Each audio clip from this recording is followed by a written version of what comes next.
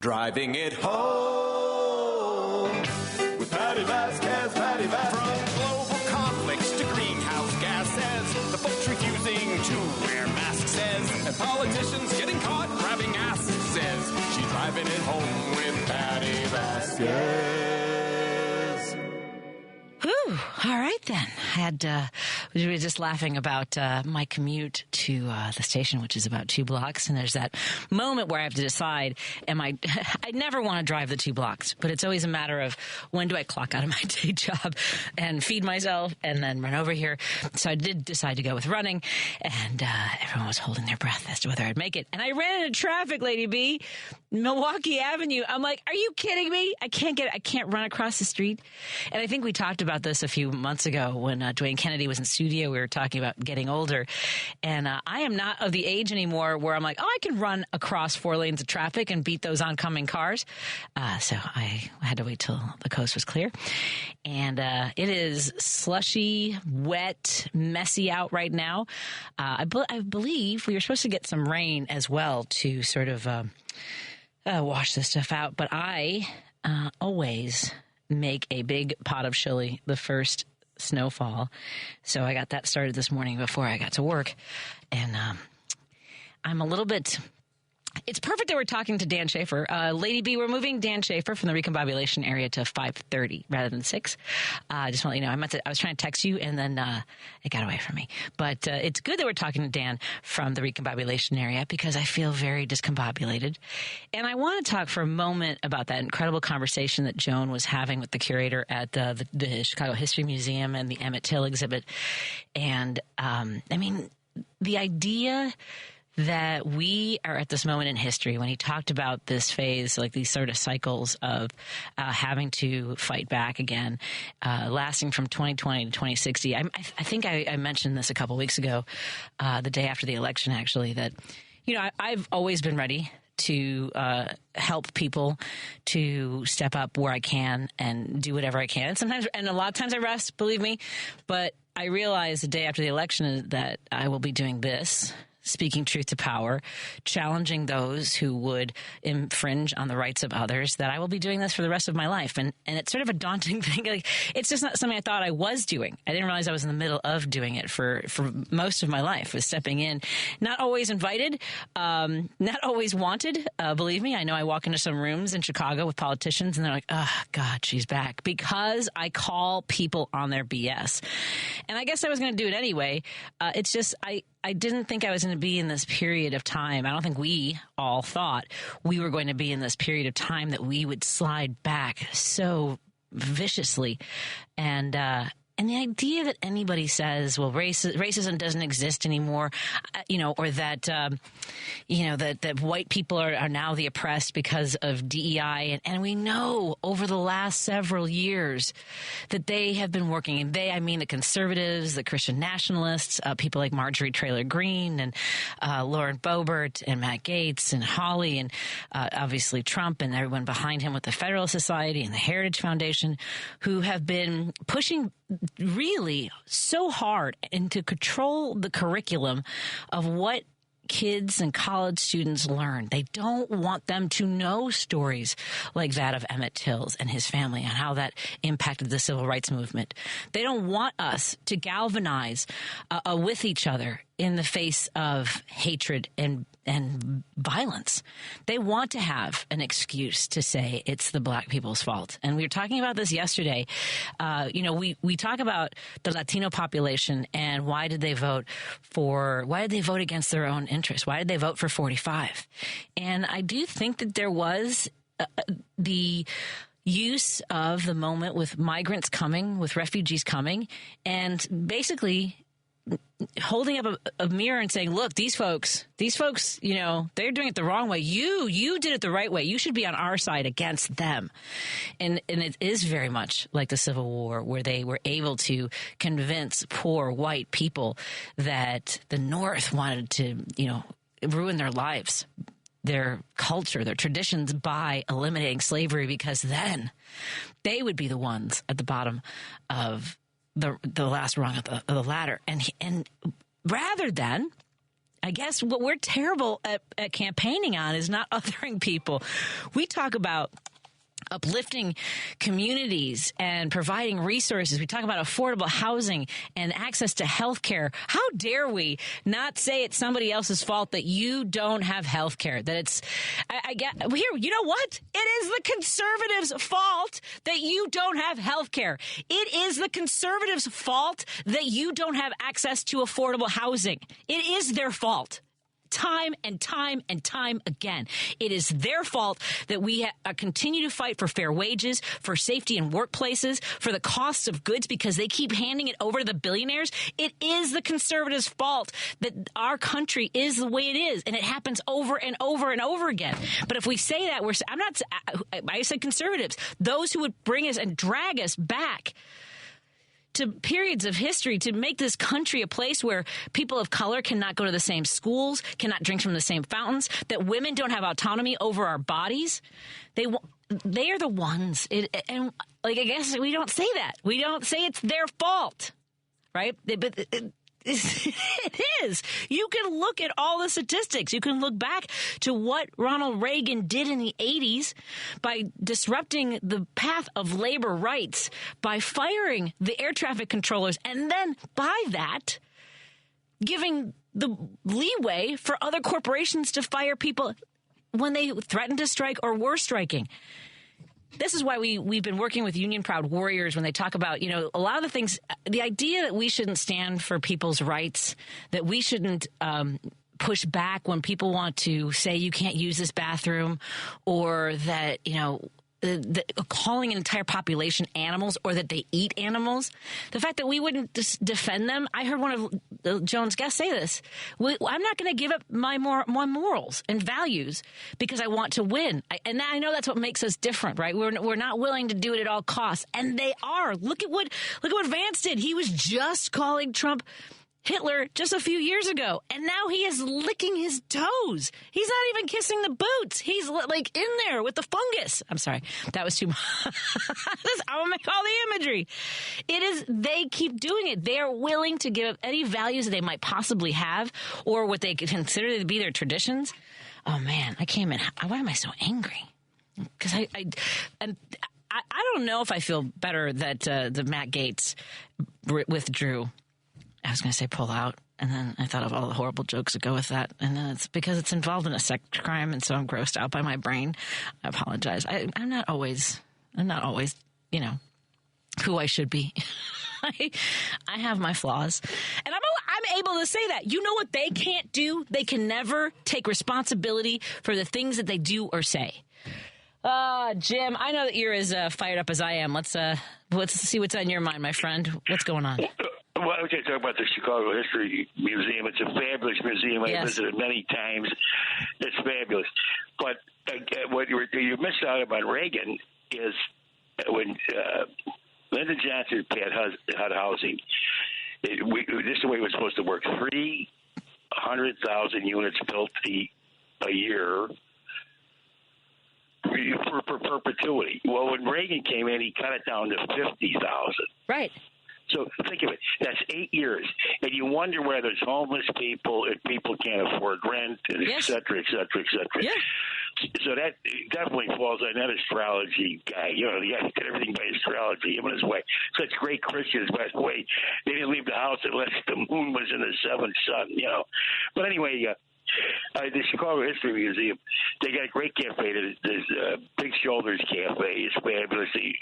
When I used to go down there, they have a piano player, when you had lunch. And it's got the 40s, with like a radio and what people use in the 40s. And then it's got the Victorian age, around the 1900s. They used to have Lincoln's bed that they got from Ford's across the street from Ford's Theater there. Oh, okay. Anyway, it's a fabulous museum, and this is a terrific exhibit. When you think about it, Patty, think about this. Now, why would you disqualify anybody on their ethnicity? I mean, why would you disqualify any friend? I mean, I'm getting older now, and the friends that I made are of every every. I don't even hate to call people colors because they're human beings that you find out that they're great people. They're right. just, and it doesn't matter what social background they're from or anything. The ones that can really save you. Uh-huh. You'd be surprised about who you might bump into, who might be the one that saves your life. Yeah. And that's the way it's been. But anyway, Patty, have a great show. It does get a great show coming up. Thank you, Patty. Appreciate it. Thank you. You too, Jim. Bye. Yeah, I don't think of my friends of their skin color or background first. However, I don't say that I don't see race either. Like I'm not saying I'm like because I value the experiences and I want to make sure that, and I wasn't born this way. I was not I think I've talked about my dad. I was not raised this way. And I even remember resenting things when I was a kid and having, learning better. Learning from my mistakes, from my misunderstandings. And I guess I guess I was born to go, oh, okay, I guess I was wrong about that. And I don't know if you're born with that or if you can learn. Can you learn to go, oh, I think I mentioned this a few weeks ago, maybe not on the air.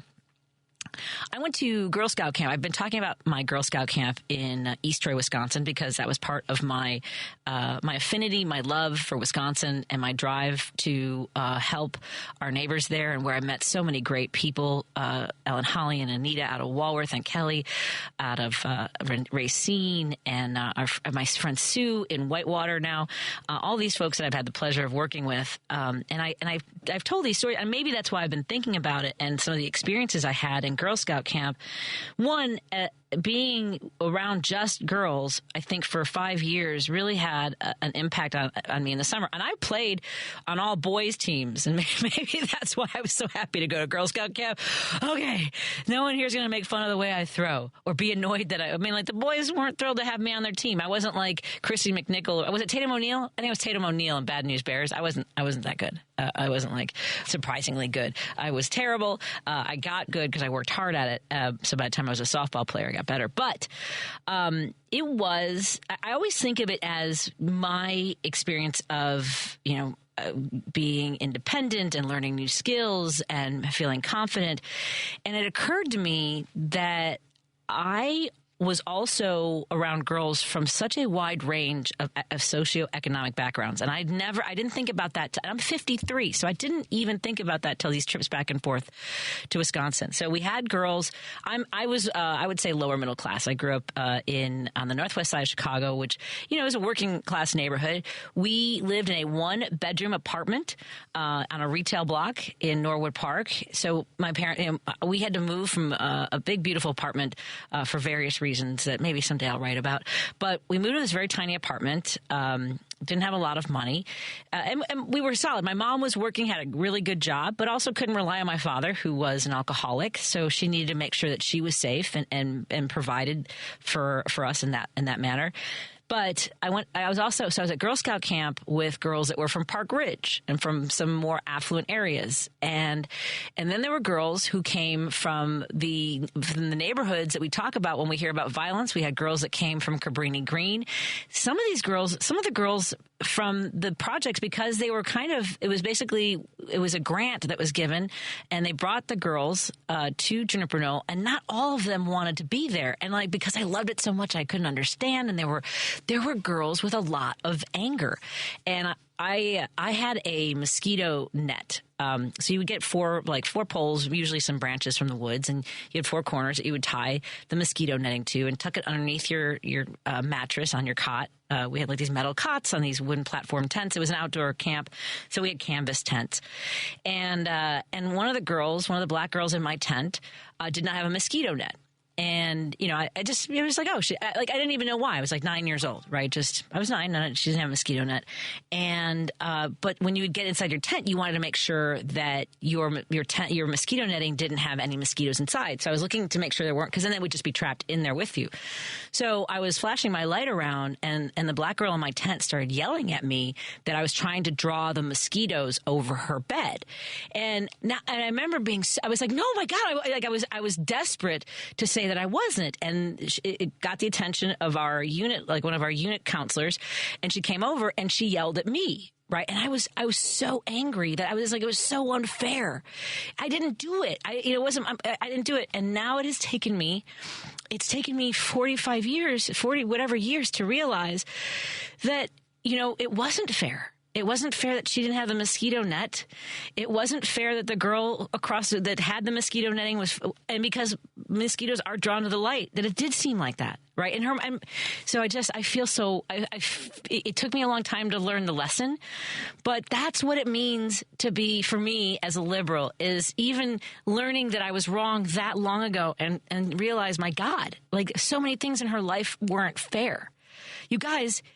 So if she was 9 years old that would have been 1980. I mean, that's within a stone's throw of what happened to Emmett Till, you guys. That's less than 30 years. It's 25 years. And so, I looked like a white girl who had money, who had whatever she wanted. And I was flashing. And I remember every time I think about it, Odie was mad at me. That was the counselor's name. And it took me until just the last couple months to go, oh, it wasn't fair for her to not have access to the safety. Like, we should have just all had mosquito netting then, right? Because you would be eaten alive at night. I'm just saying. We have to learn from the people we're around, whether it's our friends, the people in our community, going into other neighborhoods. I grew up here. I grew up with a limited amount of experience, and I look. Odie maybe could have taken that, but Odie was a woman of color, and maybe I wouldn't. Maybe she did tell me, and I didn't. I wasn't listening just because this isn't fair. You're yelling at me. You guys, I've talked about this before. I mentioned this in the you hear that promo with the student loans. At some point you have to go, you know what? This is too much. This is a burden for folks. Take a step back and go, okay, yeah, I played by the rules. I did everything right. But I can also give space to people who need it the most. Let's take a quick break here. We'll continue our conversation. We're going to have Elizabeth Laidlaw in studio with us in a few moments, and then we'll have Dan Schaefer from the Recombobulation area. And I want to thank our sponsor, Kirk Bankson from Monaco Brewing Company. And we'll be going up there on December 14th for a Christmas visit where there's going to be Christmas music. We'll be in the tap room broadcasting live from Monaco Brewing Company's space up there. Let's take a break.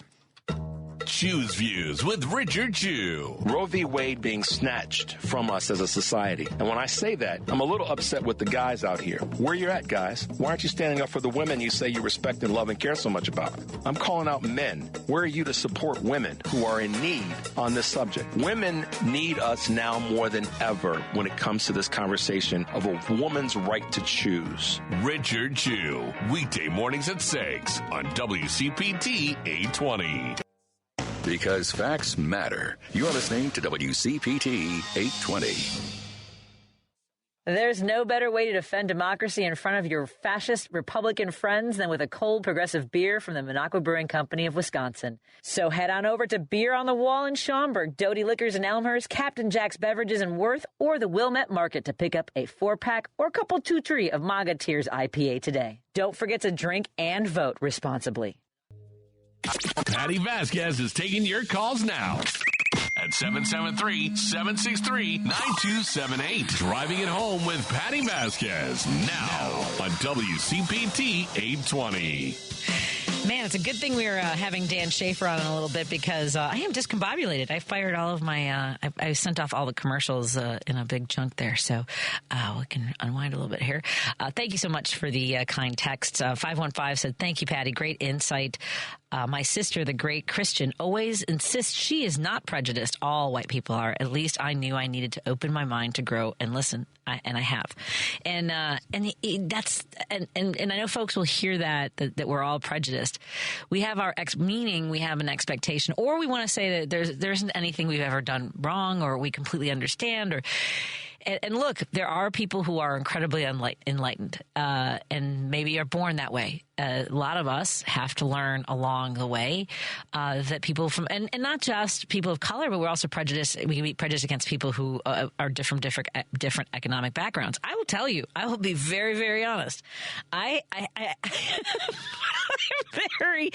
Okay, I don't know if I should say this out loud. I am really prejudiced against the uber wealthy. I can't, because I don't understand the drive. Like, you have to want to take that much money from people, from labor, from our pockets. You have to want to take that. You want to want to hoard that to be a billionaire. I don't know what else to tell you. And then I went to grad school at Northwestern, and I went to school with a lot of really rich kids, and they talked to me like I was their pet project. Oh my God, what was it like growing up in a 1-bedroom apartment? Your dad was a cab driver? What was that like? So I will say, based on some of my experiences and my attitudes, I would say that I am prejudiced against the uber wealthy. I am sorry. And for those who I know, I've met a couple of billionaires, and the two of them have been delightful people. I have a couple friends who have a lot of money that I didn't even know they did, so I was already friends with them before I found out about their wealth. So they have changed my opinion on my thoughts on very wealthy people. I remember a couple of my friends at Northwestern. Again, this was grad school, so I was the youngest in the program. I was 22 years old, and I had been working since I was 14, from delivering newspapers to cleaning the equipment at a nail salon and waitressing, lifeguarding, all the things. And they were talking about what their summers were like growing up, Lady B. And so their summers growing up, they were talking about, well, the big choices we had to make was, do we do lunch on the beach or on the yacht? Literally the kinds of conversations that I would have with my classmates at Northwestern. I was like, you know what I said one day? I go, what my choices were how many buttons do I unbutton to get a better tip out of this schmuck? I mean, it was just such a wild reality. Let me get Dave from Hoffman Estates on there. Hey, Dave, what's on your mind, my friend? It's on Lady B. I just got done reading that the Rachel Maddow's planning on taking a $5 million pay cut with this uncertainty with MSNBC and CNBC and that now after the breaking up of the Comcast and that, going on their own. Right. And then with Trump, not knowing what he's going to do, with some of the liberal announcers and stuff. Yeah, I think I told you I have met. I begged. Elizabeth Laidlaw joins me in the studio, co-hosting with me today. Hey, Elizabeth. Hi there. How are you, everybody? God, you sound good. Oh, thank you. I have met a couple billionaires, and one of them, a few years ago, he's now the governor of Illinois, and he asked me, I was filling in, I've told this story countless times, but I was filling in during the day when I usually was in the middle of the night, and he goes, how do we get you on during the day? And I said, buy a radio station. Oh, I told him this. Yeah. I mean, buy media outlets. I don't know if Democrats are gonna jump in on these purchases for MSNBC. Right. Yeah. I don't know. Yeah. I mean, one hopes, because we all know that the ecosystem for media, I mean, that the Republicans got on this way before we did. Yep. And they, conservatives specifically, have been buying up radio stations across the country. And now apparently there's a 2025 plan to try to get rid of the monopolistic barriers to owning more media. So at this point, you can, any one company can only own one of the big network stations. They can't own all three. Right. And so one of the 2025, Project 2025 measures is to get rid of that stopgap to keep it from becoming a monopoly. I mean, it's such a gilded age. That's really. I did you hear me earlier? I was saying, I just realized I didn't realize I was already doing it, but now I know I have to do this for the rest of my life. Yeah, I don't. I know. I'm in. I mean, fortunately, it's not like I have to go for field training or anything and keep my registration up on my weapons or keep. I mean, I should go take jiu-jitsu. I'll be honest. For sure. So that kind of stuff. We were talking about that last time. Yeah, we should. I'll tell you about the first class I went to. Okay. Oh, great! I can't wait. But Dave, I don't know. I don't know. My concern, what might happen is that Fox News buys it and just has Fox 2. Well, you already seen how Joe and Mika, they've already sold their soul and went back to Mar-a-Lago where last time he insulted Mika with saying that blood was coming from her eyes or something and that after a facelift. That was did he say it about Mika? No, he did her too. And Megyn Kelly? Her. Oh, he said blood. But he talked about blood coming from Megyn Kelly's eyes and somewhere else. Yeah. I'm paraphrasing. And then about Mika, he said she was bleeding from a bad facelift or something like that, which was, All right. Yeah, something about blood. Anyway, listen, thanks for taking the call. Be well. Thank you. Dave knew that I had to say, hey, Dan Schaefer, the editor-creator of the Recombobulation Area in Wisconsin, joins us. Dan, I want you to meet Elizabeth Laidlaw. She's a fellow SAG member with me. We're both strike captains during that strike. And Dan Schaefer is one of the most talented voices in progressive journalism, both print and radio. He's the political editor for Civic Media. So hi, Dan. How are you doing today? Hi, Patty. I'm doing well. Thanks for having me, as always. Absolutely. You heard Dave talking about, progressive radio, or at least non-conservative talk. How many stations does Civic Media have in Wisconsin? We now have 20 stations across the state of Wisconsin. So really building up quite the network. And then, of course, added the Recombobulation Area a couple months ago as well to bolster some of our digital operations and all of that. Relevant to the conversation you guys were just having, I really think the media landscape is in such a kind of problematic place right now for left of center media and projects like what we're working on at Civic Media and the Recombobulation Area in Wisconsin, I think is going to be a really important part of the media landscape going forward and starting local and building from the ground up, not necessarily, just throwing the big dollars at the top down, but really, changing the way media works from the ground up too. Yeah, I don't know. Was that necessarily do you know if that was the intention of Civic Media? Because I know that I had spoken to somebody earlier, I think last year, who had come in and was going to be working on some of the programming, and they told me they were looking for people that did more, lifestyle stuff, like movies and having interviews and things like that. Is it kind of a mix of both? Would you say? It is, yeah. We have a number of, traditional like FM dial radio stations that are part of the network too. But, our talk stations, our news talk stations, we have all over the state. Those broadcast are kind of left of center media talk radio media shows that run from, there's shows from 6 a.m. to 6 p.m. that are political shows. So. Lots of opportunities that we have in Wisconsin to have those conversations.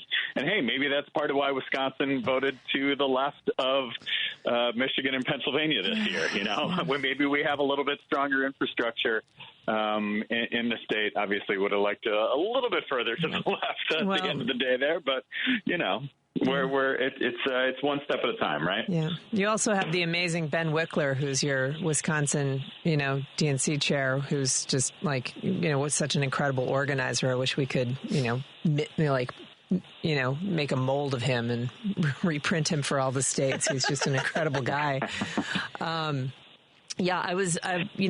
been listening to a lot of the big voices and left of center political media talking about how we struggled to reach so many people so many people who ended up voting for Trump or more importantly, not voting at all. I mean, we have to bear in mind, only 22% of the population even showed up to the polls. So Trump wasn't elected by half the country. Trump was elected by a little bit more than half the people who even showed up.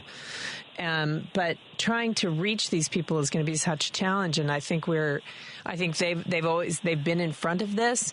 It's obvious that if you have a company like Fox, they don't scruple.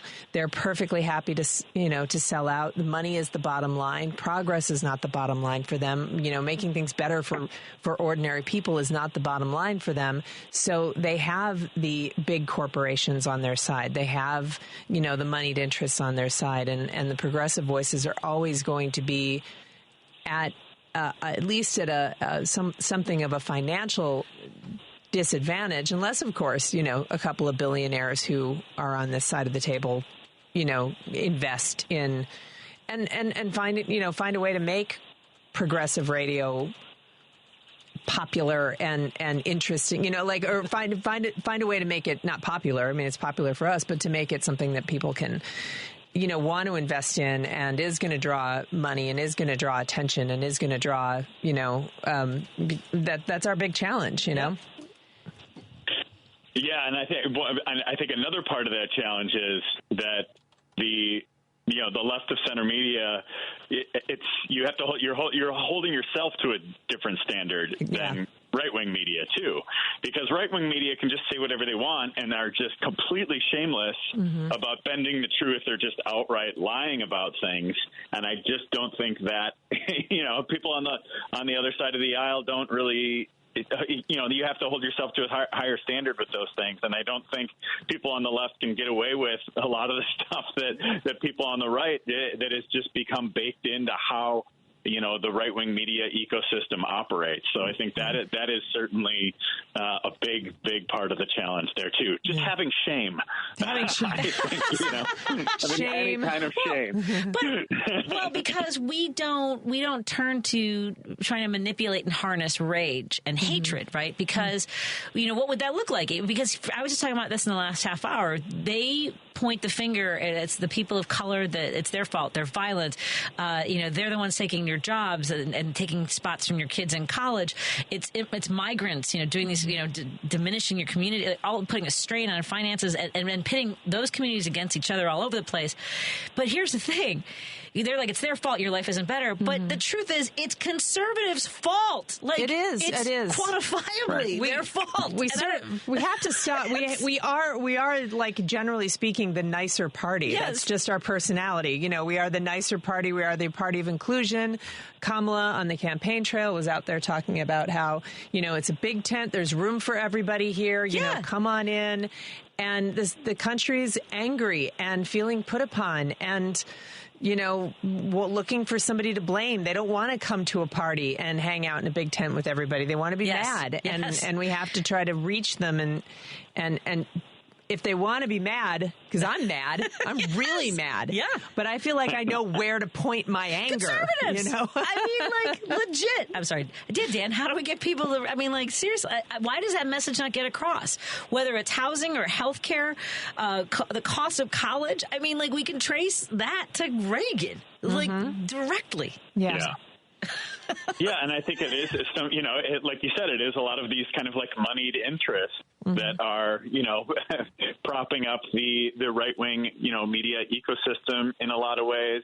But I think one thing, too, is that there is, I forget exactly where this was from, but there was a study put out over the last couple of weeks that just showed if you are a more engaged voter, if you are, listening to the radio, if you're reading, print media, if you're following the news regularly, you are far more likely to vote for Democrats up and down the ticket. You were far more likely to vote for Kamala Harris. I think it was like a 15% margin, which is huge. And so I think it is a lot of people who are not paying attention to the day-to-day news environment who gravitated towards Trump in this particular election. Now, whether that translates to Republicans in midterm elections or Republicans who are not Trump, I think that remains to be seen. I think that's going to be a big question for Republicans to grapple with in the coming years. But people who are not, engaged day to day in what's happening in the news are just far more likely to only turn out for Trump. And I think we saw that sometimes with, some of the Senate races, like here in Wisconsin, Donald Trump won here, but Tammy Baldwin, the Democratic senator, also won here. You saw that in a number of states. So I wonder how specific to Trump that issue is. And I do wonder if he's able to kind of tap into this reservoir of people who might not otherwise vote. I've been, having conversations about this over the past couple of weeks following the election. The way I've been characterizing this group is kind of the pro wrestling Republicans. I was at the RNC and Hulk Hogan was there, and you had Kid Rock performing, and like all of these different people. And I think that kind of brings a certain voter out of the woodwork to maybe only show up and vote for Trump, and maybe not really pay that much attention to what else is happening up and down the ballot too.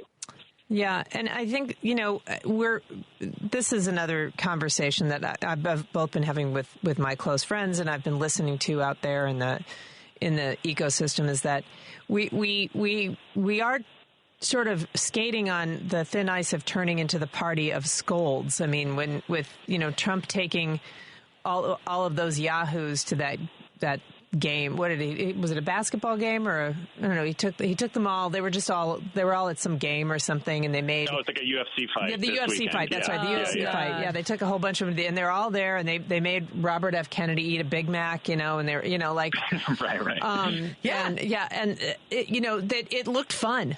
And I think when we're living in this culture right now where this emulation, this desire to emulate people who are more famous and more out there, they are starting to look like the fun ones. And so I think the other part of turning the leftist media ecosystem, even though what we try to do, I mean, that's the other thing. Like, progressivism is a slog. It's hard work. We recognize that it's so difficult to, government is hard. It moves slowly. It is we are just now starting to enjoy the benefits of a lot of the things that Biden did over the last 4 years. And, because it moves so slowly, Trump's probably going to be able to ride on those coattails and pretend it was him. But we have to, I feel like the media ecosystem, if it's going to succeed, is we have to be the fun ones. We have to be the fun people again. We have to be. Some of us can be. We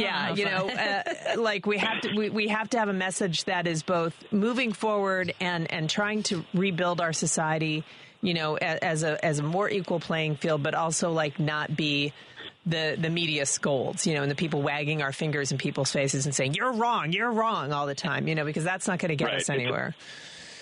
Right. It's not fun to vote for your boss. It's not fun to vote for your professor. Yeah. Or your mom. Or something like that, right? Yeah. So, eat your spinach before you go to bed and vote for Democrats. Too. I think there's some of the comedy on the left, I think, has gotten a little bit too self-serious at times as well. Yeah. And I think you got to get back to having a little bit more of a sense of humor. Maybe I'm thinking about that because I'm seeing Jon Stewart in Milwaukee tonight. Oh, that's right. That's right. How much fun. Yeah, very excited. I'm curious. I want to know how it goes, but we'll talk about him next week. I do want to know. Elizabeth mentioned Ben Wickler, so he is in the mix. They're thinking about having him chair the Democratic Party, the DNC, and oddly, the other person they're considering, the only other name I've heard is Rahm Emanuel. Yeah, that's. Speaking of being the party of scolds, I don't think Rahm is he's a yeller. He's. How much time do you have, Dan? Because I can tell you the story on the air if you'd like. Do you have time? If you do, I got a few minutes. Okay, so just real quick. So I just realized Dan and I talked last week, and I have a personal story about Mayor Rahm Emanuel, former mayor. So I used to have a segment on my show. It was on in the middle of the night, 11 to 2 a.m. and we were with a local media guy who was like, "Oh, I wake up to you," and my producer and I thought it would be a funny idea to be his wake up call. We would call him and wake him up at 10 to 2 in the morning, and it was Marcus Leshock, and he actually even played my voicemail. He didn't answer the first time, so they played my voicemail on TV and stuff. So we did it for a couple months. All the local Tracy Butler, Anna Belaval, Lord Thwart, all those folks, and then but we were in the middle of a budget impasse, and I was like, "How do it was on the Daily Show." So this works out perfectly for you. Dan. On the Daily Show, they were interviewing one of our Democrats in the General Assembly and one of our Republicans, because we went 2.5 years without a budget in Illinois, and people suffered mightily. And the interviewer said, "How do you sleep at night?" to both of them. The Republican said, Sandak said, "I sleep fine." And Daniel Biss said, "It keeps me awake at night." And I'm like, I'm going to call these people. And I started calling legislators in the middle of the night. And I had a lot of their numbers. And the bit was people would give me the number of the next person they wanted me to call. And so I called Democrats, Republicans. I called the floor leader of the Democrats. I called the Republican majority. I even called the state treasurer. So I had all these numbers. And then one night, the station manager said, "Hey, you should have this activist on your show, Reverend on your show, Livingston." And he was a big rabble-rouser. He's the one that shut down Lakeshore Drive for the Black Lives Matter marches and all those things. So he was in studio, and I told him about the bit, and he goes, "Oh, you know whose number I have?" So I didn't even think about it because I had asked the station. Like, I said, are you sure it's okay? I'm doing this. And like, oh, we love it. We want to get you more. Stephanie Menendez said, she was our operations manager. She goes, oh, I'm going to get you more numbers. We love it. And I was like, great. I want the governor. I want the Speaker of the House. I want the President of the Senate. And I want Mayor. I said it out loud. No one said, don't do that. Right. How did Mayor Manuel react? Well, Dan, so the first time we called, so this tells you how badly it went, because the first time we called, he sounded like that, So none of us believed it was him. Right. And he hung up, right? And so the studio was full. Everyone's yelling, no, call him back. Let's see if you got the right number. Check the number on the Reverend's phone. So we call back. You guys, he was awake.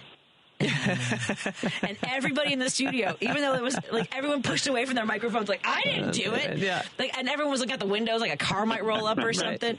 And I said, "Hi, Mayor. This is Patti Vasquez calling from WGN Radio." And he goes, "Why are you calling me this late?" And I go, "'Cause this is when my show is on." And we have questions. we were actually calling about gun violence, and we thought we were. And he goes, "I'm going to hang up now," and he did. He hung up, and I thought we were going to go viral with this audio, because I've been doing it for months, and the station liked it. Oh boy, he wanted my head on a platter. He wanted me fired hard. But before I let you go, Dan, this is what I remembered after we talked last week. It wasn't that I have a problem with him being in charge of the Democratic Party again. The problem I have, and there's so many of them, and the reason I know I called him that night now is that I'm petty. He called Democrats who wouldn't step up effing R words. He used the derogatory term, and he did it multiple times. He was on Jay Leno's show and talked about how he did something. It's like when you applaud for the Special Olympic kid when he gets a strike in bowling. Yeah. I just realized after, that's why I want to tell you on the air that I remembered that's why I'm pretty sure I called him that night. Yeah. Yeah. So anyway, I don't want him to be the head of the Democrat. But, I don't want. And Ben Wickler's so good. He's so good. But Dan, do you want him to not be the head in Wisconsin? Well, so I wrote a longer piece about this week at the recombobulation area. So if you want to know more about what's going on with all of this, I encourage you to check that out. But I think that is kind of the vibe from talking to a lot of Democratic sources around Wisconsin. We're saying that, like, this would be great. Ben would be perfect for the role. I had one person call him a Goldilocks candidate, saying he would be just right for everybody. Yeah. But they would miss him in Wisconsin. But at the same time, it's like his term is up in June. So there is a big, it's a state Supreme Court race in April. And from what people have told me, that Wickler really wants to see that through. But his term ends in June anyway, and there's no guarantees that he would stay beyond then. So I do think it is a really interesting potential option for him to seek this role as a DNC chair. And I think they told me that he is seriously considering it right now, that he's going to be making a decision within the next 2 to 3 weeks. So certainly something to watch here. In Wisconsin. I know the Minnesota Democratic Party chair announced earlier this week, Ken Martin. Martin O'Malley, the former Maryland governor, also announced this week. So I think there's going to be a number of candidates to jump into this, but I do think if Wickler does make the decision to run for this role, he certainly would be one of the top contenders, I would have to think. Yeah. Oh, definitely. Yeah. Well, all right. Well, I've run out of time by telling you my story. So I want you to be able to go and enjoy yourself this evening because you deserve it, my friend. Well, thank you so much. Thank you, Dan. And go check out that piece on Ben Wickler if you're interested. That's the recombobulation area just published yesterday. So make sure you're subscribing to the Substack that Dan puts out and be a paid subscriber so you can continue to support the great work that he and the journalists he works with do. Thank you, Dan. Have fun. Thanks so much. Be well. You too. Because I always am able to tell people when I'm wrong, I'm pretty sure I thought it was wrong. I conflated those two stories with the Special Olympics bowling thing. It was actually President Obama who made the Special Olympics joke. Whoops. He said he apologized for his notoriously bad bowling skills. And at any rate, he made a comparison to, like, people applaud for him the way you applaud a Special Olympics athlete, and he apologized. And Rahm Emanuel had to do an apology tour after using the R word and signed the spread the word to end the word. Yeah, which a lot of people like. By the way, that word is back with a vengeance. Yeah, way back. Yeah. Some woman spoke up at a school board meetings demanding that her kids be able to say it, and it's like, no. Well, here's the thing. I don't know what the policies of the school are. You can say it. I just then know who you are. Right. That's all I'm saying. You're horrible. That's the idea that, that progressives are constraining the speech of, or somehow, what we're saying is you can say whatever you want, but there will be sociological consequences. Yeah. People can choose to tune you out. If you are a public figure and you say terrible things, people are going to stop listening to you, and that's our right. You can say whatever you want, but it's our right to say, nope, I don't want to consume your content. No, I don't want to listen to you. No, I don't want to vote for you. But, of course, on the other side, there is that mentality of people who are like, oh, Trump's my guy because he says whatever he wants, and I want to be able to say whatever I want. And I'm so tired of that narrative of, like, anybody over on the left saying you can't say things. You can say them. Yeah, say whatever you want. Say whatever you want. Yeah. I'm just not going to. Yeah. I'm not going to have anything to do with you. Yeah. Well, that goes back to what you're talking about and what Dan was talking about. People who are educated and are staying up to date on news and have critical thinking understand that the First Amendment relates to the government cannot control what you say. Yeah, but we sociologically can. We can not control, but we can vote with our attention. We can vote with our with the generosity of our our eyes and our ears, and calling for apologies or demanding accountability is also our First Amendment right. Right. That's right. That'll be the reaction is, and if that gets you fired, hey, I've been in that situation. For sure. I know. I get it. It's painful. Yeah. It's embarrassing. Yeah. And so, you have to figure a way out of it. Yeah. But if you're going to be reckless, I'm so frustrated. Let's take a break here. I did bring you some beers to take home with you tonight. I was wondering if these are maybe for me. I'm very excited about them. 2 are non-alcoholic. I think I gave you a fair maps, but I brought That's great. I'm so my son is coming back from school. And I think one of them should be an Antifa. Yeah, that one's an Antifa. Oh, gorgeous. Yes, there you go. I love these labels. They're so nice looking. Yes. So you do have a Manga Tears. That one's Nope is a non-alcoholic lemon lime sparkling. Lovely. Water. So my son is coming back from college tonight, and he is an underage person. He's not allowed to legally drink it in any case, but some do. He's he's a health nut and does not drink for health reasons. He's a weightlifter but he has been known to have a non-alcoholic beer or a mocktail. So I should have share that with him. That's so funny because I was going to bring you. I was going to throw in a couple of cans from Go Brewing, which I love, which is non-alcoholic. Have you tried them? I have. I've heard of them. I've never tried them before. They're so good. Yeah, so good. And some of them are good if you add vodka. Let me take a quick break here. We'll come back. Chaser. WCPT 820, Chicago's progressive talk, where facts matter. It's Patty here, reminding you that Monaco Brewing Company's progressive beers like Maga Tears IPA, Biden Beer, and the LGBTQ-inspired Love Wins Fruited Sour are now available at Chicagoland locations like Armanetti Wine and Spirits in Woodstock, Beer Shop in Oak Park, McLean Liquors in South Elgin, Beer on Central in Evanston, and My Buddies, a pride-friendly bar on Clark in Chicago. Don't forget to drink and vote responsibly. I'm just going to go right to the show because I play music. Then I can't touch Elizabeth Laidlaw joining me in the studio. You are working on a production? Not at the moment. On the air, on the radio. I apologize. Yes.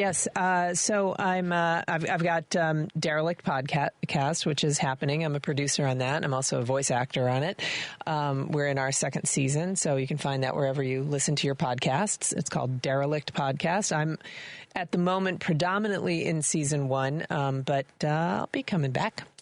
I don't want to give away too much, but my character will make another appearance. And then I'm going to be working at Chicago Shakespeare this January, and then Court Theater. Oh, excellent. The Court Theater job is going to be really interesting. I'm sure they were bearing in mind the seesaw nature of this coming election when they chose this play. It's called Berlin. It's by Mikkel Maher. Oh, boy.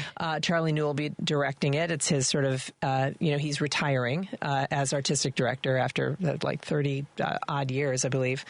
And this is sort of his final, big thing before he leaves as, artistic director. And it's called Berlin, and it's about Berlin. It's sort of set at the end of the Weimar Republic, right before the Nazis took over.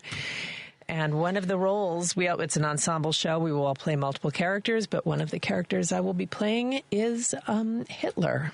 Oh! Which is weird, I know, because there's not much of a Venn diagram between the two of us, Hitler and I, in any way. I mean, I am tall, he is short, was short, well, thankfully was short.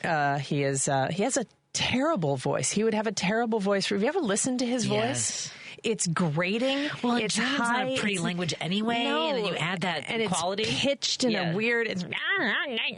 I listened to a lot of it to get ready for my audition. I listened to a lot of it. Let's take a break and talk about. Maybe we won't talk about that production and the work going into it. We are in the studio with Elizabeth Laidlaw. We encourage you to give us a call as we take a break. Lady B is there to answer the phone. 773-763-9278. You can also text to the same number. More after this. You know what? I know what I'm going to do here. This is WCPT 820, where facts matter.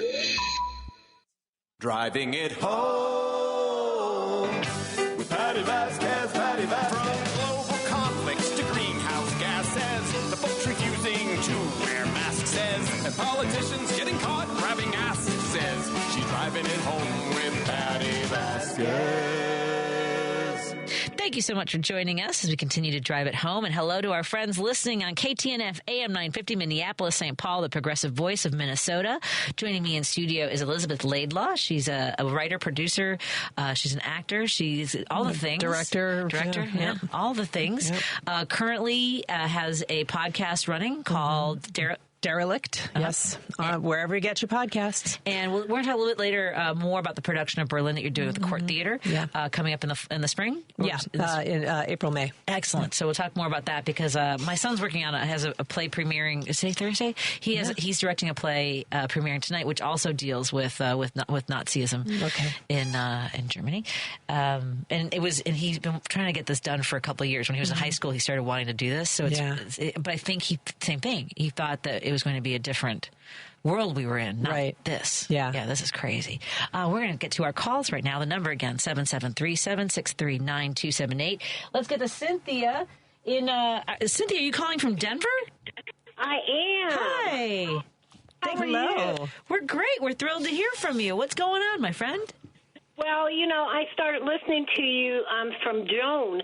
You have such a neighborly voice and welcoming spirit, and it makes it real easy to talk with you. So I appreciate your show, is what I'm trying to say. Yes, thank you. I wanted to say a couple of things. You were talking about having a relationship or an incident with a black woman with a flashlight or something that was going on. She was really angry and all of this. Yeah. Well, I wanted to enlighten you a little bit. I'm a black woman, and I was sharing with Lady B that, we have to put up with so much on a daily basis in terms of racism, institutional racism, meaning getting to programs, getting access to whatever, that by the time we do interact on a normal basis with folks, the slightest incident can snap us, and I've tried to teach my children the difference between racism and being prejudiced. Racism, in my experience, is not having access to what everybody else has or has access to. And that is what I have lived and experienced with institutional racism. We don't get the same kind of access as everybody else does. So that's one piece. Let me live here for a moment. We'll do the second piece in a moment. I want to say thank you because it took me almost 45 years to understand that from that moment. So it was I went to Girl Scout camp, and it was a wide range of kids from different economic backgrounds, and I had some kids had really cool equipment, canteens and the whole mess kit. And I had hiking boots, and I had a mosquito netting to keep the mosquitoes out at night.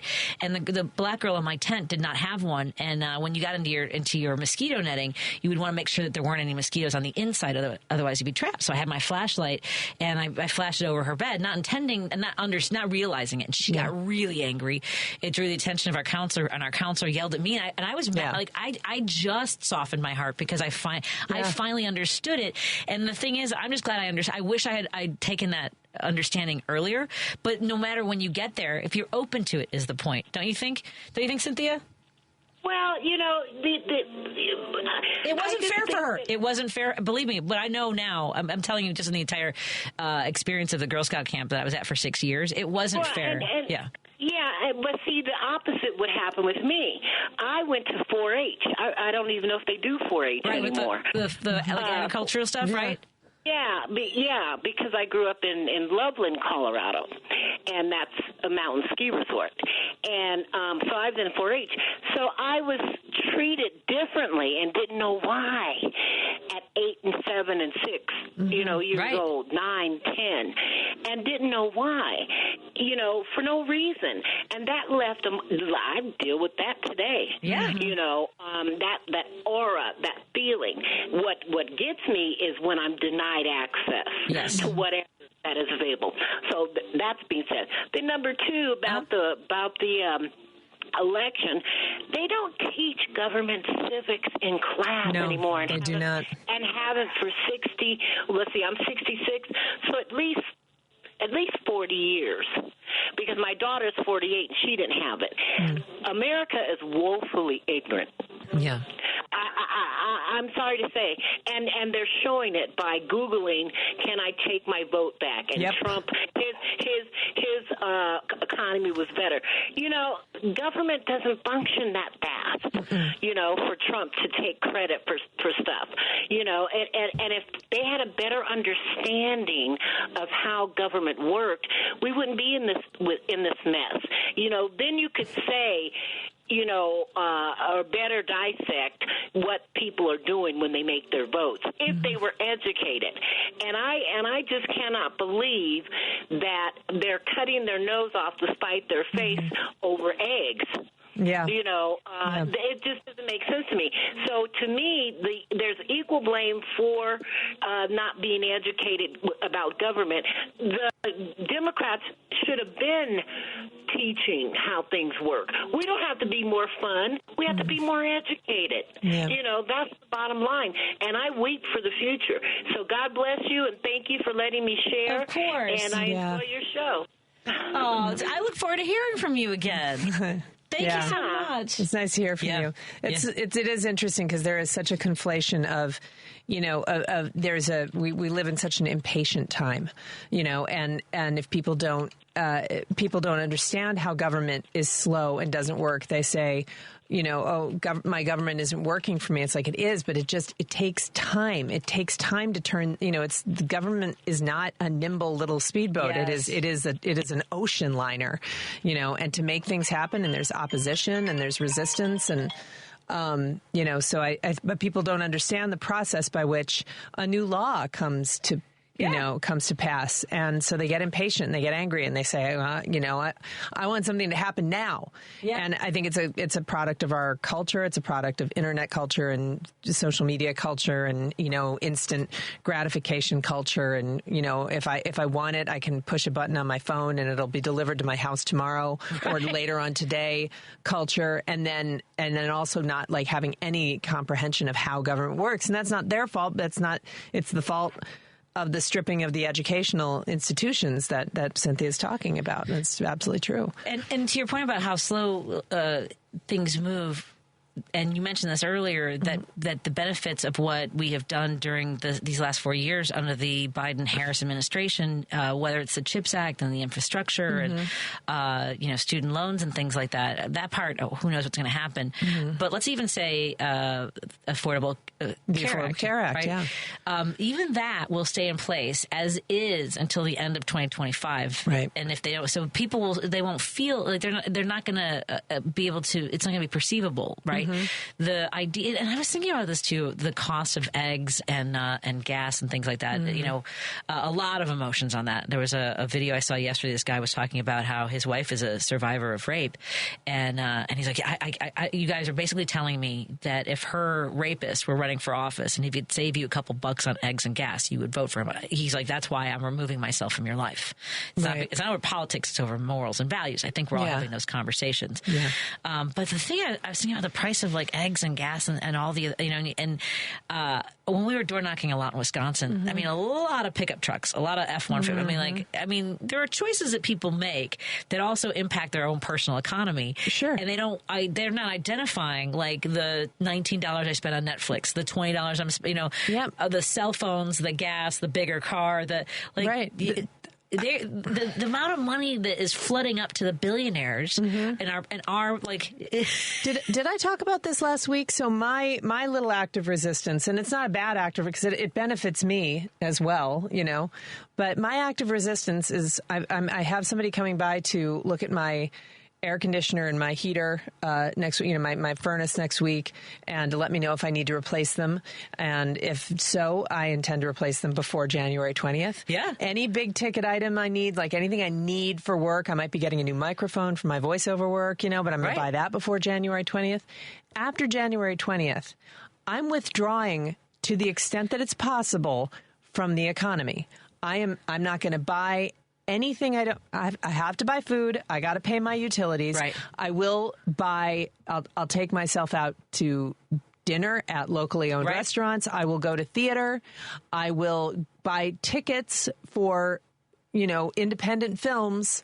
You know what I mean? Like I will contribute in that way. I will support. But I'm not buying stuff. Right. And I'm not buying any big ticket items. I'm taking myself out of the economy. I'm really, really, really put a test on myself because I'm a pretty conscious consumer anyway, but I can be more so. And I think that and if I need something, I plan ahead. I go to my local hardware store who will order me anything I need, but it's going to take a while. And I just say, well, I'm not ordering it online. I'm not ordering from Amazon. I'm not doing this instant gratification economy. I think we really have to stop investing in it so much. We have to invest in economies that, who is it? The guy, I was just listening to him today. He was talking about, he was one of the guys on Top Chef, and he and his wife made a documentary about feeding America, and they're very invested in hunger and solving hunger in America. And he was talking about how restaurants, like locally owned restaurants, are good for neighborhoods because the lights are on and the streets, and there are people, and they're, so they keep neighborhoods safer. They creates a vibe, and it's a destination, and there are people around, and it keeps neighborhoods from being deserted, and it's economy, and they're paying into it. So it's like just really, really thinking about how I invest my dollars into the economy and who's benefiting from it. And if it's floating to the top of this economic chain we're living in right now, or the mushroom cloud, I guess is what is the better analogy. Yeah. I don't want to contribute to it unless I have to. I drive a Prius. Same. I don't put gas in it much, I take the train. I mean, that's my point. That's my point. Is it like same thing? I have a Prius. I can drive $38 for 3 weeks. Yeah, yeah. I mean, it's my and I also have a hybrid RAV, and I bought it used. I mean, and the thing, this drive to buy something new and have the best phone and have the biggest car. When folks are on welfare. Right. They have people demand, conservatives demand that they have a drug test, that they, people are like, why are they buying steaks? Why? My son Declan was on, who has severe disabilities, is on Medicaid, and we had all kids, which is the state of Illinois, insurance for families because I was, before I was at my last radio job, I was an independent contractor. Right. So I remember he had an orthotic specialist who, we pulled up. My husband had a great job till 2008, was let go in the middle of that recession. And while he was there, we had bought a minivan. Right. So I remember coming out, and Declan, had to have a walker, and we were trying to get some orthotics fit. And I'm not kidding you, the orthotic specialist started complaining about families that are on all kids but pull up in new cars. And I've never felt so ashamed You know, I'm like, I had that. We paid that car off already. It's just the car that I have right now. Like, we're trying to get by. We qualify for this. And like, so here I am, like, begging for acceptance. And people are like, my F-150 is cost too much to drive around and be a jerk about. You know what I mean? It's like, make it make sense, folks. Well, I mean, the cost of eggs thing, like, there are plenty of people, I mean, all over the city for sure, but also in, like, you know, there are people up in northern Michigan where I spend a lot of my time, you know, that drive pickup trucks because they are laborers. They drive pickup trucks because the back of their truck is full of tools and full of things, and it's their livelihood. And I absolutely think you should have a pickup truck, but there are a lot of really shiny pickup trucks that have never done a day's hard work. They're just for show. Yes. And then you vote for Trump because the eggs are too expensive. I'm like, maybe you should get a better car. Yeah. And you're right. I mean, and so for my friends who drive F-150s, you know I'm not talking about you. Yeah. And look, it is onerous. It is hard when the price of things go up. Yeah. And again, though, we're pointing the fingers at, you know, the people who, one, it's only going to get more expensive if we are deporting millions of migrant workers. That part I think is going to be for show. Yeah. I think it's going to be similar to separating the families, which was catastrophic for I believe 1,400 children have still not been reunited. But the cruelty was the point. It was to make us mad. Yeah. It was to make the libs mad, and it was to have the people who enjoy that kind of thing clapping in glee. You know, exactly. That was the whole point. He's doing what we want, and that's I believe that my instinct, and I'm always open to be wrong because it happens quite a bit.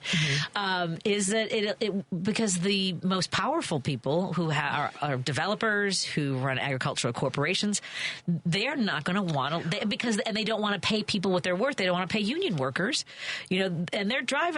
I'm very concerned about the labor movement for the next 4 years. For me too, and you know, I've been thinking about the labor movement. I mean, a lot of these guys, you know, even though Biden is the most pro-labor president there ever was, he walked the picket line. A lot of these people who voted against him were union labor people, and I am sure in my heart that Joe Biden is truly a pro-labor person. I mean, he comes from a community that rose up at the benefit, you know, from the benefit of labor unions, these folks who voted against him aren't aware of the measures that he took to make sure that they get what they need. And they're going to only feel it well into this presidency when it starts to get stripped away from them, you know, and we're stripped away from all of us. I mean, we're union members too, and I don't know that they're going to be any kinder to us than they are to any of the other, you know, especially we're the labor union that is the loudest about calling them out, you know. So. We should work. We need to connect with Union Proud Warriors. They're a lot of the guys in the trades and stuff, and they're doing some great work. So 45 has announced his new choice for Attorney General. Okay. Pam Bondi is an American attorney, lobbyist, and politician, a Republican. She served as a 37th Florida Attorney General from 2011 to 2019. She's the first woman elected to the office in 2020. She was one of longtime ally Donald Trump, defense attorneys during his first impeachment trial. So, blonde, attractive, Fox kind of talking head sort of person. So, Dave from Hoffman Estates, thank you very much for that information. Dave had written, Matt Gaetz hasn't taken off his suit coat, and he's already announced Pam Bondi as the new Attorney General pick. A young, blonde, attractive, kind of looks like Ivanka. Oh, ew. Ew. He's not wrong. Oh, dear. Yikes. Is she 59? She looks, you ever think, like, even when someone's evil, you're like, oh, they look good, though. Yeah, and they're always accusing us of, you know. Oh, my God. What is the stuff that we're adrenochrome? What is that made up? Oh, my God. Fear-macrons. Yeah. Oh, my husband and I talk about it. He always makes fun of me because I always forget it's the fear-macrons, adrenalized blood of babies. Yes. So, okay. So this summer, when I was buying my son a car, I was picking up a used car for my son. He's driving down from northern Michigan from college right now in his Toyota Corolla. Nice, sturdy car. So the very, very nice woman who sold us the car. It was a used car lot. Very nice woman. It's a bit of a process. We were trading in an even older car and getting this new one. And she, I was talking about what I did for a living and how I did television and I did film and I did, that kind of thing. And yes, I'd been to LA and all that stuff. And she said, and she was such a nice woman. She said in the nicest way, she's like, I have to ask you something. Okay. And I said, sure, go ahead. And she said, well, my friend goes down these rabbit holes and I try not to listen to the stuff she comes up with because some of it sounds crazy, but I have to, is that whole thing about adrenochrome and the baby's blood, is that true? Oh, and she was asking me with the most straight, sincere face. She was this friendly person. And I was just, and I sort of, I bit back my instinct to say, oh my God, you're insane, whatever. And I said, well, okay, listen. Celebrities do a lot of crazy things to themselves to keep themselves looking evergreen, ever young. Yes. They do inject actual toxin into their faces. It's Botox. It's a toxin. If you eat it, you'll die. But they put it in their faces, and they do a lot of crazy stuff.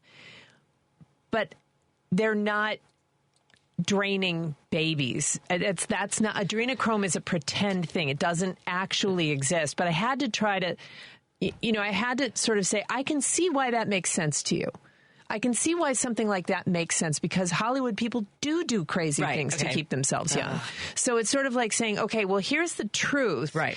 And you have to sort of meet them where they are and then try to gently take them, bring them to you, as opposed to, if I had... out of your mind? Yeah, exactly. I can't believe you fell for that crap. Yeah, but exactly. That's not going to work. Although that was my first instinct, Are you an idiot? Yeah. No, where do you think they're putting all the dead babies? You and I had different... we have the same instincts. Oh, we don't have the same filter. What do they do with them? Yeah, it is insane. But here's... I was thinking about this, though. We were talking about the information networks and how we communicate. How do we? What conspiracies can we spread that takes hold of people's minds that make them want to be on our side? We don't want. Remember Samantha Bee's conspiracy theory? She wanted to do. She wanted to put the conspiracy theory. She just wanted to ask. She's like, I'm just asking questions. I think Trump can't read. Watch him. And she that. That was her conspiracy. And this is back in those halcyon innocent days of 2017. She wanted to start the conspiracy theory that he couldn't read. I'm not convinced she's wrong. He certainly doesn't like to read his teleprompter, so, Come on, we have to be able to kill us. I know, we have to come up with something better. Because remember, it was like there was a pedophile ring in a basement of a pizza place that didn't even have a basement. and that's where specifically Hillary Clinton was running her baby draining operation in the basement of this basementless pizza place in Manhattan. And the thing is that it was Hillary that made it, egregious, and then it was we have to protect the babies because they're just they're such baby fetishists, I guess. Yeah, well, and I know that sounds like I'm sexualizing it, but I mean they're obsessed. It's weird. Their problem with trans people, they're sort of trying to pass laws to forbid trans girls from playing in sports, and I'm like, how? So I'm sorry, you're going to pass a law so that someone has to check the genitalia of children? Ew. What? We have to start. It's maybe our job isn't conspiracy theories, but sort of framing their conspiracy theories as like, but hey, what? Have you thought about this from another angle? I know, but people don't like to be wrong. They don't like to be embarrassed. And that's why I framed that response to her as, I see where you're coming from. Okay. I can understand how you would think that would be true, but let's think about this another way. And she said, oh, I guess that does make a lot of sense. Like, what would they be doing with the baby? That does... We have to find a sponsor segment for you, because I always wanted to do a segment when I was at my former station before 45 came to office, which was called "That's Not What's Happening," right? Right, but my take was to yell at people about it, but like to kind of have I need to find a way to collect clips of the stupidest things and go, that's not what's but I guess because my approach is not let's think about it. What's wrong with you? Yeah, it's my instinct too. I'm just trying to teach myself to bite that instinct back if I want to get anything accomplished. You know, it's like when I was canvassing, it was the same thing. When people were, you know, you're talking about, you know, like, well, you know, I just feel better about the economy, and I'm like, so. Just out of curiosity, what about Trump's economy? Or, you know, like what aspect? How does it affect your life? Like, what's the thing? You know, and we would inevitably, you know, well, they're going to do the tariffs, and that'll bring, you know, jobs back to America. And I'm like, well, okay, so the way tariffs will work is that the big, you know, Amazon isn't going to absorb the cost of those tariffs. Right. You are. Right. So when a whole bunch of stuff gets shipped over here, when you need to buy a new washing machine, I mean, forget eggs, you know, you need to buy a new washing machine. You need to buy a part for your car. You need parts for cars. I mean, my God, you know, trying to get your car fixed, you know, which is you're going to need to do. And most of those parts are built overseas.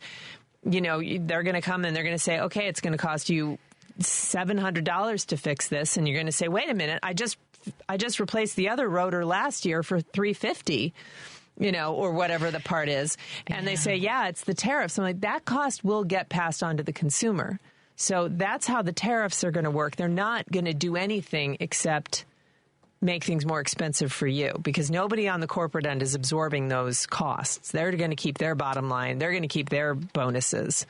So I think sort of trying to have, but we have to hone in on a simple message and a simple response, not to suggest that people are simple, but if you get bogged down into this dissertation about, you know, geopolitical economics, you know, you're going to lose people, you know, and people don't have time. And especially, you know, if you're canvassing, you can't get into, you know, you have to short and quick, you know, like, and have it make sense and have it not be, what are you stupid? It has to be, you know, here, think about it this way. Yes. You know? I had to find that tone. Yeah. Because what they say in politics, actually, to your point, is that when you're explaining, you're losing. Yes, that's the idea. Yeah. You have to reframe. Yeah, you have to reframe and bring. And I tried when I was on the doors. I did have one guy in Wisconsin who came at me with they're cutting off penises at school kind of, and it was so. I was like, do you really think that, like my door knocking friend said, the janitor's pretty busy. I don't think he's got time to also he's got time to do that. I don't know if that was the approach either. Like a little tug. I mean, like, cause that's the thing. They also think of us as smart Alex. You know what I mean? Like my dad would always, he would always say, what do you think? You smart or something? And my dad was a Republican. Yeah. But you know, that we're smart Alex. Yeah. Well, and you do. That is how you have to frame it. You have to say, so what does that look like? Like, I mean, has anything like that ever happened at any school that you know of? Right. Has it happened in your community? Did it happen to anybody when you were growing up? Did anything like that happen? You know, and when you sort of when you bring it back down to earth a little bit, you know, and you just sort of, is this happening in your community? Is this happening around you? No. Most places are like this. It's not happening. This isn't a thing that's happening. You know, it's a terrible thing that somebody said it was happening and a person in authority said it was happening, but it isn't happening. You know? Yeah, it's a lot. Yeah. We're in studio with Elizabeth Laidlaw, guest co-hosting with me today. Al, my screen went blank, so I didn't see that you were on the phone, my friend. How are you doing over there in Franklin Park? Hi, Patty. I'm doing pretty good. Excellent. You just gave me more time to chicken out. Don't chicken out. What's going on?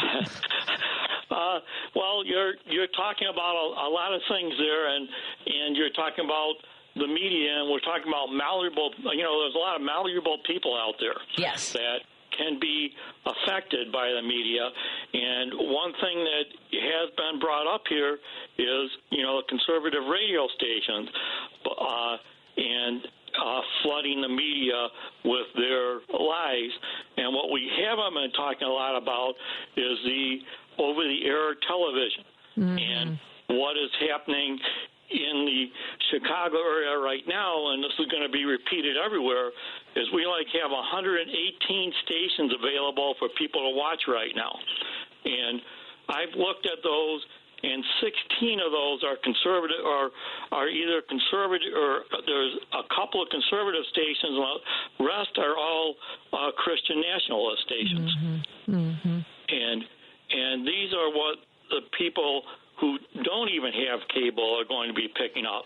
An example would be the OAN is available there. And I just listened to them for a few minutes yesterday, and they were talking about how great it was going to be to get these Trump people in there because they're going to clean up the deep state, and all those investigations were fake, and they just stick around with all the same things they've been preaching forever. Yeah. And then we have this station called oh boy, I'm losing it here. The Answer? Daystar. Daystar. And Daystar, I found out, is owned by an evangelical, and they're at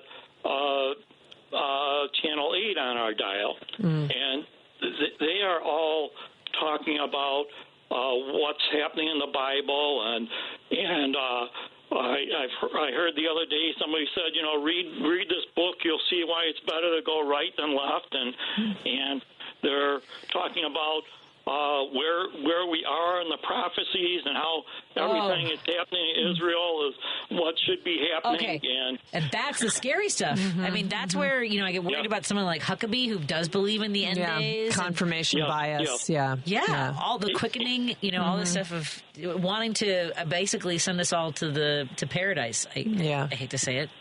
I mean, it doesn't sound, I mean, if it's an afterlife with those people, I'd rather not. Yeah. I'll pass. Well, speaking of Huckabee, I listened to his monologue because he's on the Trinity Broadcasting Network, which is also over the air, and they're at Channel 30 on the dial.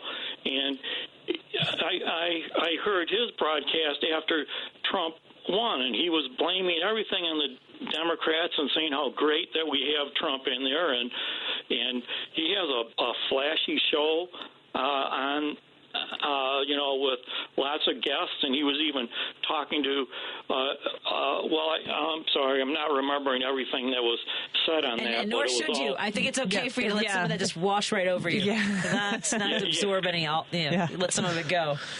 Yeah. Okay. Yeah. Well, that's where I'm at, and I was thinking about calling this into the Thom Hartmann program, trying to work on it, because we're not talking about this over-the-air or terrestrial TV, and they're dominating it. It's a playground right now. What the conservatives and the evangelicals are doing with that, and I'm sure it's affecting people and affecting the vote. Not to mention, Daystar was bragging a month or two ago about getting their Spanish station up. So one of these stations, I don't remember which one, is Spanish Daystar. And they had Spanish TBN. It's all the same conservative Christian nationalist stuff that we're feeding people. And it's hard to get past that. And I'm asking my billionaire friends again. Yeah. Get involved. Get in there. Involved. Get stations. I'm one thing I'd like to do is when do we get to stop calling them conservative? I know.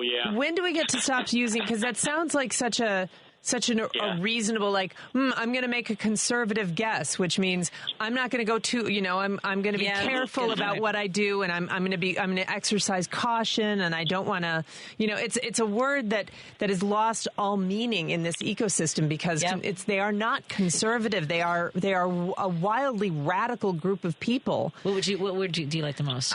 Well, I like calling them radicals. Radicals? Yeah, I think they're radicals. I think they're Christian nationalist radicals. Okay. I think they're they're not. And a lot of them, they're either Christian, they either like genuinely believe what they believe in terms of their religious feelings, but then I have to call into question, do they believe these things or because they seem to be able to make so much space for people who are, say convicted of 39 felonies and, sexual assault to be president. So they can, their faith and their morality seems malleable for sure. But more than that, it's all of the people who know perfectly well and don't believe in anything and who are just in it for power and for money and, so they're not necessarily Christian nationalists, but they're definitely racists and they're definitely craven and they're definitely, they don't want women getting ahead of them. And I don't know what the word is for these people. I don't know, but it's not conservative. Because rightists, like we're called leftists, right? Yeah. I guess. Right. And we also have the perfect storm because we have the Christian nationalists working with the fascists, working with the oligarchs, all coming together with the same message and combining their messages and getting in sync and everything. It was pretty interesting, right when Kamala became the candidate and Biden stepped down, and I was listening to conservative radio, and it took them 3 or 4 days to get their story put together.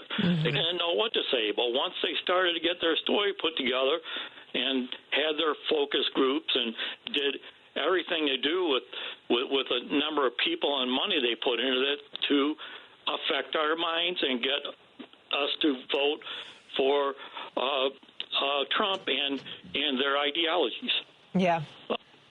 Okay. Yep. Thank you, Al. That was great. I'm glad you didn't chicken out, my friend. Yeah. Thank you for joining the conversation. I really appreciate your insight. And please pace yourself watching all these Christian channels and listening. Yeah, I try to. I haven't been able to put conservative radio on, and I didn't want to, but then I started looking at the conservative TV, and then we're talking about the virtual channels, and you have your RF channels where they're broadcasts, and it really gets complicated and interesting, and they're putting a lot of money into it. Yes, they are.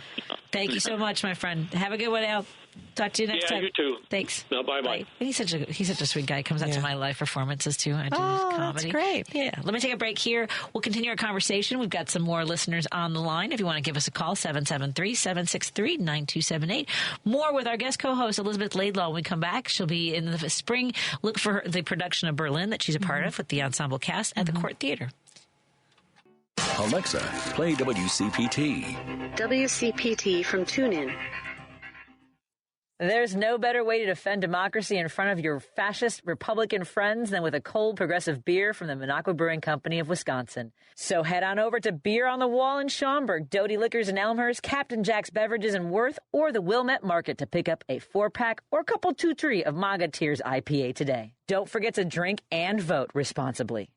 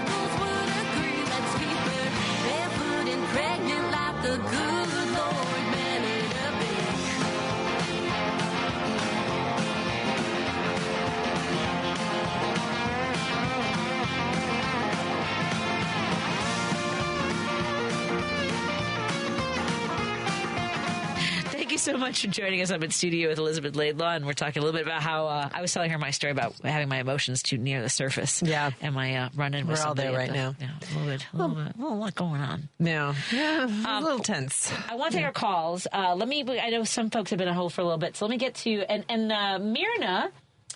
Myrna is on with me and Elizabeth. Hi, Myrna. What's on your mind, my friend? Hi, ladies. I sent you a link a little while ago regarding some of the nominees that we're laughing at for the cabinet. A lot of people have given up, think we have no power whatsoever. It's very important that we remember that these nominees, they're just nominees. They have to be voted on in the near future. Right. We can still control them. How we can control that, we all have to do what a lot of us don't do, which is call our representatives and ask them to vote the way we feel they should vote. Yeah. There's a bill was voted on this morning, H.R. 9495, a very important bill that unfortunately was passed, not by a whole lot, but it passed, and it would allow the president to strip organizations of their nonprofit status. Yes, and that includes what we consider simple things like the ACLU, which is a protective organization. If they don't agree or if they say something against the president will say, bye-bye, you're gone, no longer not-for-profit. And they lose the funding. I wonder how that plays. Well, go ahead. I'm sorry. Go ahead, Myrna. I didn't mean to cut you off. Yeah. Okay. I would just say, fortunately, my representative voted.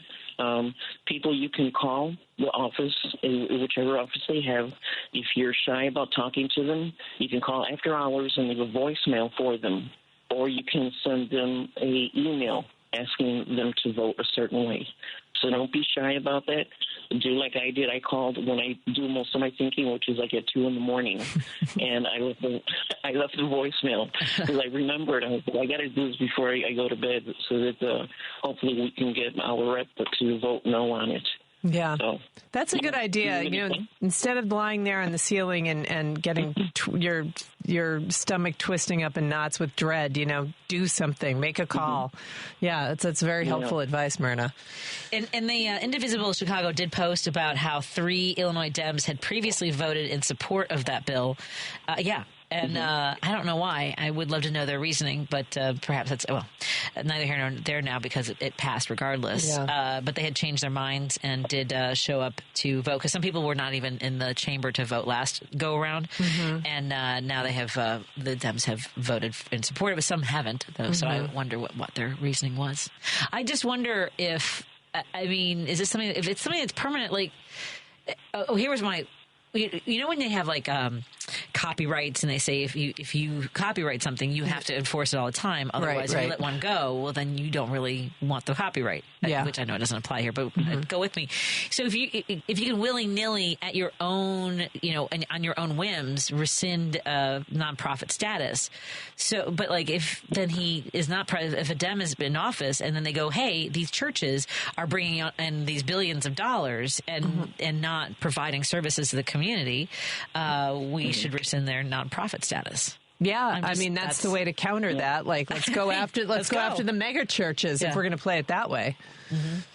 Exactly, and that's why I say it's important that we get in touch with our representatives.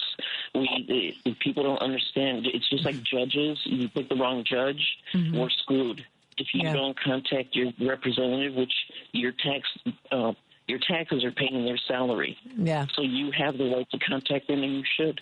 Yeah. Because that's what they're there for. I couldn't agree with you more, Myrna. That's absolutely true. And I think, what you're talking about is what the heart of democracy is. It is a government by the people, for the people. And if we don't participate, if we just show up every 4 years and vote, for the president and maybe a senator that we've heard of, and we don't engage and we don't talk to our representatives on every level, then it isn't our government anymore. They can and will take it away from us. We have to, our engagement is what makes it a democracy. So I think that's really good advice to remind people, is that you do have, we have to exercise the power we have in every way that we can, or it's just that's how we slip into oligarchy. So All right. Thank you, ladies. Appreciate your time. I'm sorry. Thank you too, Myrna. I'm having an exhaustive back and forth. We were discussing in the last hour, former Mayor Rahm Emanuel calling some Democrats effing with the R word. Right. And so this listener there's nothing wrong with the word retarded. I don't know if you're a guy or a woman, but this is how you're sounding in the text. It means delayed, held back, or impeded in some way. Accurate descriptions of people who are so afflicted. It is not derogatory. Stop demonizing people who use it. It is not an automatic insult, slur, and you should not assume that it's the intent. So I just wrote back, okay, so you think it is appropriate to use the word that was used to diagnose my son because on his documentation 15 years ago, that's what it said. Is that an appropriate insult? And they came back with a whole nother paragraph. No! It's not an insult. It's simply an accurate description of a situation. Years ago, people were asked to use special, but that was too vague. Did that person have an allergy or were they a pyromaniac? So that usage faded away while the R word's usage became more restricted, but does not necessarily flag evil intent. I'm a liberal too and have friends across a great range of abilities and orientations, but I don't like our language being hijacked by special interests. I won't use plural pronouns for one person either. Okay. Okay. Well, then I see you. I see you. Okay. Have a good night. Because it's just a word. It's just, it's a they, them. That's pretty harmless. It's funny because we've had some discussions in our house because my husband's an English major and he's like, I can't, he goes, I can't, this is like grammatically it doesn't work.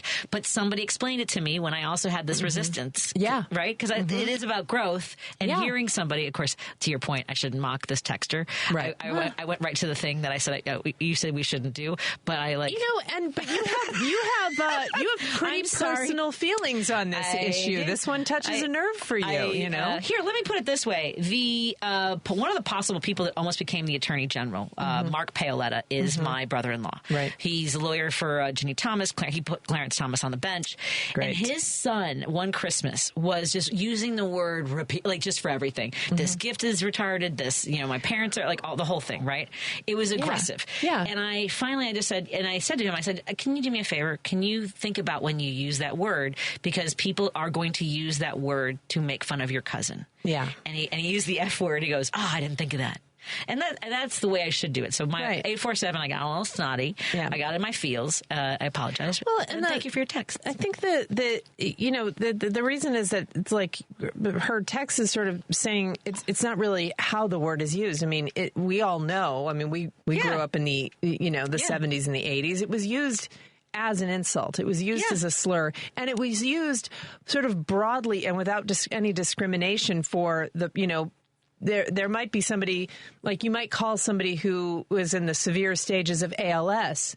That is a term that might have been used towards somebody. Now, somebody with ALS their mind is completely intact. It's their body that's failing them, and their ability to communicate. You know what I mean? Like their ability to get their thoughts to their mouth and say them are being hampered, but the mind is working great. Yeah. But it's a word that was just used as a blanket slur against anybody who wasn't, meeting quote unquote standards, meeting some sort of societal standard of quote unquote normal. Right. And it was always intended as an insult. It wasn't. I mean, it's like the queer community taking the word queer back. Queer was also intended as an insult. Right. It wasn't intended to say something nice to somebody. So I think it's a little specious to say, yes, strictly speaking, this is the definition of the R word, which I don't feel like saying right now.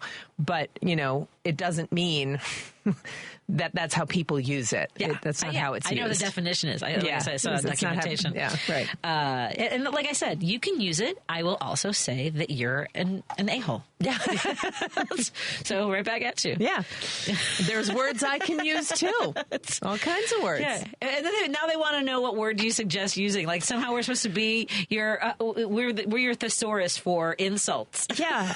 Insults, but you can maybe extend yourself somewhat to find out what's going on with that particular person. Are they physically challenged? Right. Are they mentally challenged? Are they Are they dealing with autism? Are they dealing with, what you could extend yourself to find out what it is so you could be specific, or you could mind your own business and not talk about them if you don't know. Yes. You could just move along. And by the way, there it is. No, the pronoun at the end, you can not talk about them. So that's how I learned to use they and them, because we don't know who they are. We don't know. We don't know. We don't know who they are. We don't know if they were he or she. Now, so that's how I learned. So what's interesting is when I was a kid, so my mom was a real stickler for grammar too. Yes. And when I was a kid, I would say automatically, well, I don't know who they are, or whatever. And it was, back then it was a structurally incorrect sentence. I'd say, I don't know who they are. And my mom would say, you don't know who he or she is, and she would lean into this. Right. And she was resistant to using they, them, but she's also a very liberal person. And there are more they, them people in her life now than used to be. And she, she's learning to use it, and she says, there's something in me that resists it because that's how I was taught and it was beaten into. And it's in fairness, my mom kind of managed to beat that into me. And then when it started coming back into usage, for people who are trans people or people who are non-binary, I had to undo my conditioning. I didn't have a resistance to using it. I was forgetting to use it because I had bought into the training of using, masculine or feminine pronouns. And so but when I was a kid, I automatically, I instinctively said they, them if I didn't know if the person, how the person was gendered, know? But I just did. And so it's kind of I'm glad to be able to use it that way again and use it, I'm the same way. Let me make sure. To support people. Yeah. I have to have a quick break and then hopefully get to a couple calls. Let me see if I have. I know. And when I show up, you don't get as many calls in. I should shut up. No. They've been on the hold. They've been stop. The phone lines are full. I'm going to just our station identifier. Chicago's Progressive Talk. WCPT 820, where facts matter. All right, they're back. So that was it. Let me get to Roosevelt has been on hold the longest. Hey, Roosevelt, what's on your mind, my friend? I should close my text. Ladies, thank you for taking my call. Of course. Thank you. I specifically wanted to talk to your guest, and because she was talking about how to approach a person that, is believes conspiracies. Yes. And all that. So I have a question for you. Out of all the people you've met, about what percentage would you say that concept of that strategy works? Because everybody that I've met that is a Trump supporter, they're stuck, and they wind up insulting you in a personal, and I lose it. I'm like Patty. I lose it because I can't take that. Because it turns personal. I'll give you a perfect example. For 2 years, this is when Bush was president, Jr., for 2 years, I kept contact with this gentleman that had a show on another radio station, and he would talk about, and he would take calls about politics and all, but he was stuck on conservatives and Republicans. Mm-hmm. So, an example, he remember when the oil company, the Gulf of Mexico accident supposedly that the oil company spilled. This is what he would say. He would say, "I don't care about New Orleans." I go, "Are you?"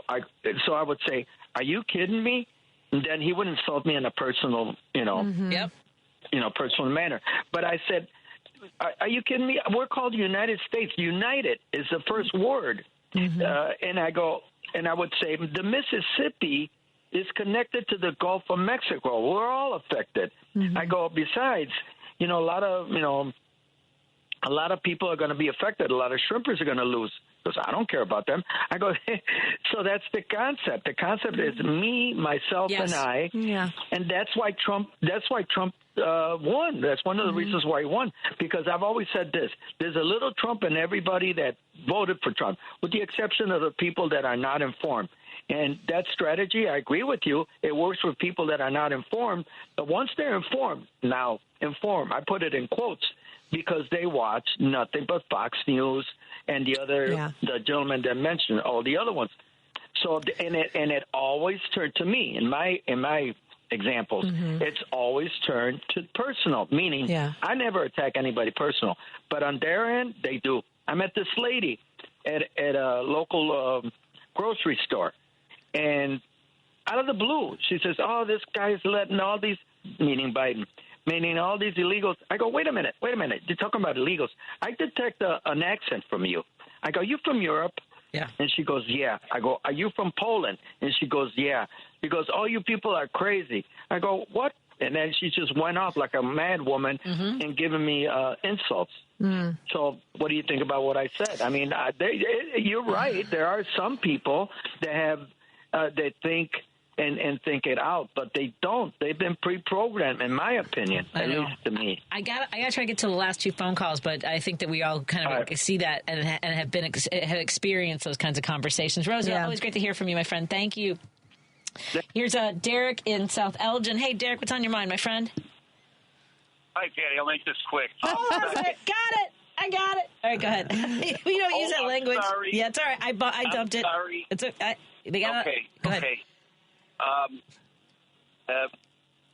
In regards to that texter, he needs to become more woke, because us in education refer to children with disabilities with physically challenged or emotionally challenged or cognitive challenged. So get with it, too. Third thing, real quick, update on 94, 95. You referenced 3 Democrats. Nikki Brzezinski down Champaign, Urbana area, Eric Sorensen in Rockford area, and Brad Schneider up on the North Shore. Nikki, all 3 voted for it earlier in the week, but Nikki and Eric changed their vote today, so Brad was the only holdout. Anybody in his district needs to call him tomorrow. Then lastly, Al's point, we camped a lot. My wife and I and family camped a lot over the years. You get out of a major market like Chicago, you get in the rural parts of this country. That's all you get. And plus, they don't have internet for the part. So exactly. Thank you so much, my friend. So good to hear from you. I have to run out. I have to say sorry to our caller that I didn't get to. My good friend Elizabeth Laidlaw, now my good friend. She's been on the show 4 times, and I'm like, we must be friends now. I hope so. Hope you can come back soon. Yes, I'd love to. Yeah, excellent. She'll be back with us. Brandy Rhodes is up next. Thank you, Lady B. Have a great night, everybody.